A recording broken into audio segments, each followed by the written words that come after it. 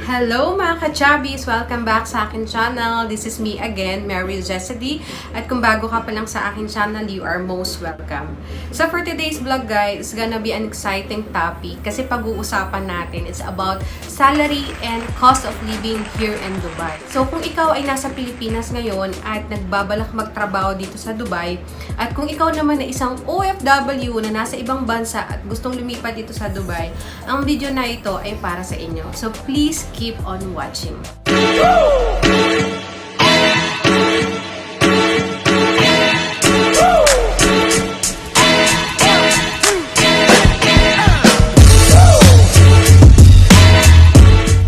So, yun na nga, ang pag-uusapan natin is about salary and cost of living here in Dubai.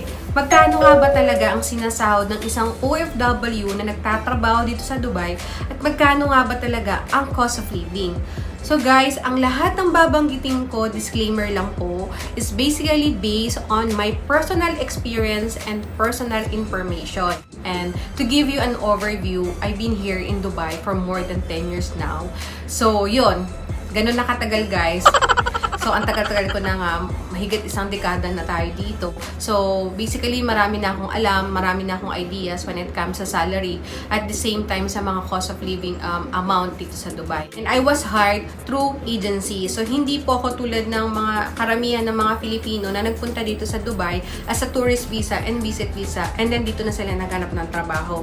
So, yun nga, galing ako and nag-apply ako through agency. Pag-usapan muna natin, unang-una, before tayo mag-proceed, magkano nga bang exchange rate as of now? So, as of now, guys, itong exchange rate. Okay, so yan. 13.82 ang current exchange rate ng peso into dirham. So, ang salary range na pag-uusapan natin is hindi ko na iisa-isayin yung mga position, okay, yung mga profession, kasi sobrang dami talaga ng mga position.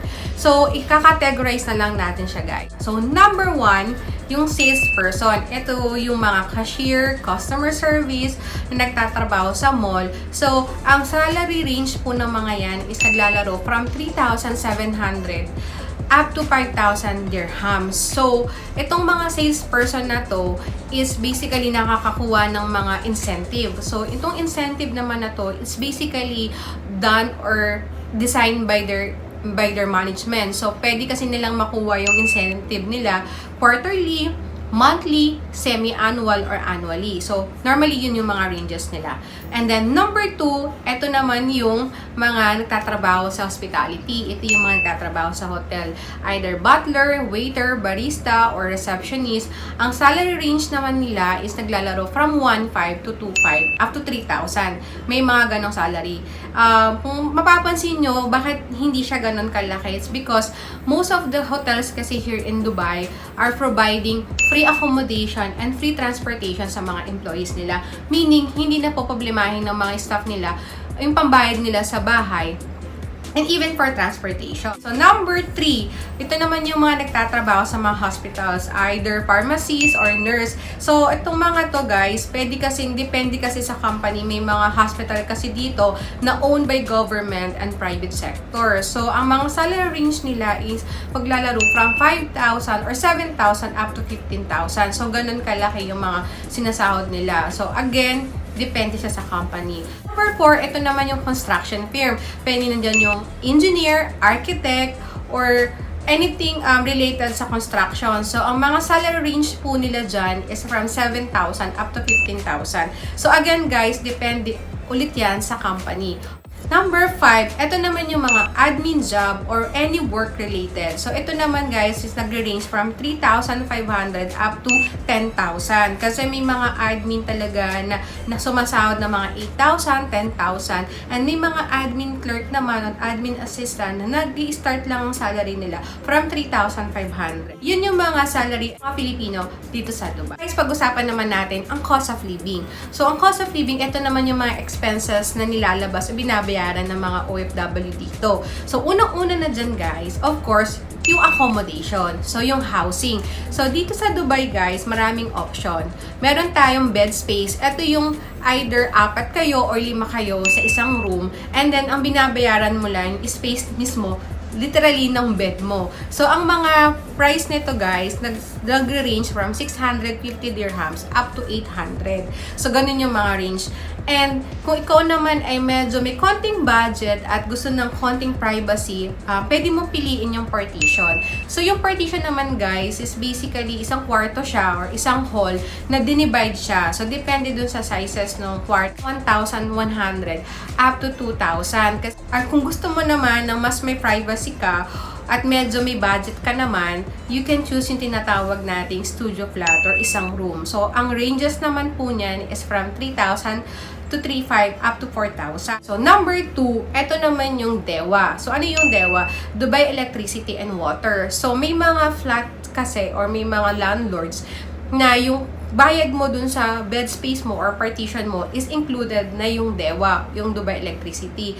If not naman, normally ang range po niyan is 150 to 200. Number 3 guys, ito naman yung transportation. So the good thing about here in Dubai is that very accessible talaga sa mga places kasi meron tayong metro station and meron ding bus. Pero kung gusto mong mapabilis, pagpunta dun sa mga lugar na gusto mong puntahan, I suggest mag-metro tayo. So ang metro naman dito is mag-range from 350 hanggang 7 dirhams. And yung mga buses naman natin is from 3 dirhams up to 5 dirhams. Of course, meron din tayong mga taxis. So sa mga taxi naman, ang flat rate kasi nun is 5 dirhams and ang minimum fare is 12 dirhams. Mga option din naman ng Uber or Careem, ito yung magbubuka pero syempre mas mataas ng konti. Number 4, yung grocery and pagkain. Bigyan ko kayo ng idea, 5 kilos jasmine rice, it will cost you 20 to 30 dirhams. So guys, most of the time kasi dito may mga sale. So nakakamura din yung iba, especially pag bumibili sila during sale time.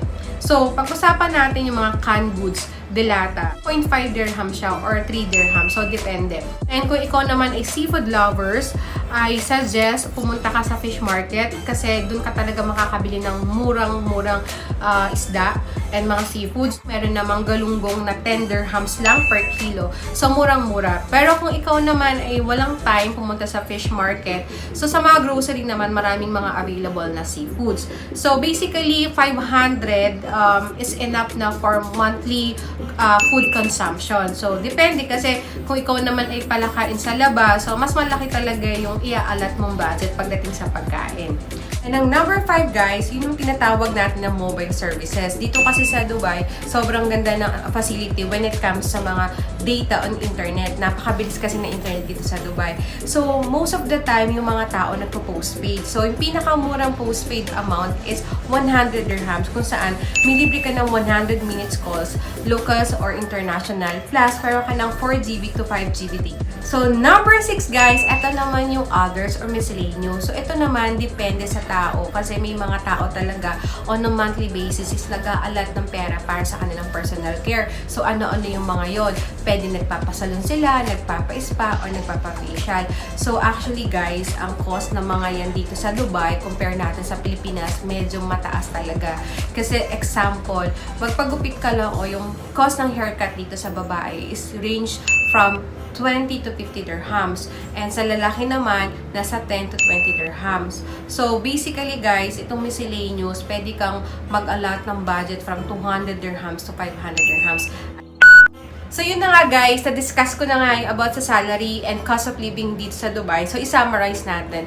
If ever na sumahod ka o sasahod ka ng 5,000 average income dito sa Dubai, ano-ano yung mga dapat mong i-consider? Of course, unang-una, accommodation, 800, transportation, 300, grocery, 500, mobile allowance or data internet, 100 dirhams, and others, 500 dirhams. So, nakikita nyo guys kung magkano na lang matitira.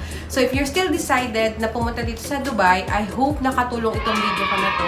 At kung nagustuhan mo siya, please like mo na siya. At kung hindi ka pa nakasubscribe, please do subscribe. I-click mo na yung bell button notification para updated ka sa mga upcoming videos ko. So once again guys, thank you for watching. Do comment and mag-suggest po kayo kung ano-ano yung mga gusto pa natin pag-usapan. So guys, maraming salamat at thank you so much. Bye!